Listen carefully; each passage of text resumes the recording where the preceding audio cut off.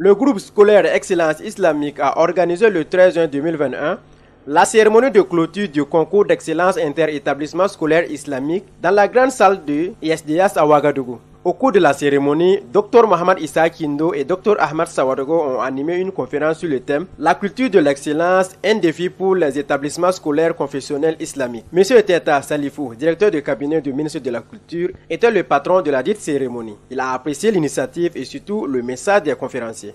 Moi, je suis très honoré d'être ce matin parmi des sommités de la religion, à savoir son éminence Dr Mohamed Kindo et Dr Ahmad Sawadogo. C'est un grand honneur parce que ce sont des érudits qui ont de bons messages pour la société. Et encore, nous sommes très honorés d'être ici pour célébrer l'excellence. Dans leur message, ils ont démontré ce que l'excellence peut être pour la société et pour la vie de notre pays. Et vous savez que l'éducation, c'est le socle de tout développement. Les dragons d'Asie qu'on cite aujourd'hui comme des pays développés qui sont allés de manière fulgurante en moins d'un siècle et atteignent des pays européens qui se sont basés sur l'éducation, dont la Chine tient le record le plus visible. Et en Afrique, ici à côté, le Rwanda est un exemple palpable. Le Rwanda aujourd'hui est un pays émergent qui peut se passer du reste de l'Europe ou du monde. Donc c'est par l'éducation. Et donc nous devons investir dans l'éducation pour que le monde soit meilleur. Parce que comme disait quelqu'un, un citoyen sans éducation est un monstre pour la société. Parce qu'il ne distingue pas le mal du bien et le bien du mal. Par conséquent, il devient très dangereux.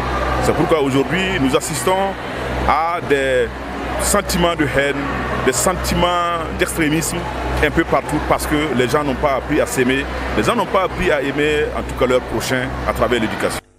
Monsieur Teta Salifou interpelle les parents et l'État sur l'orientation des enfants.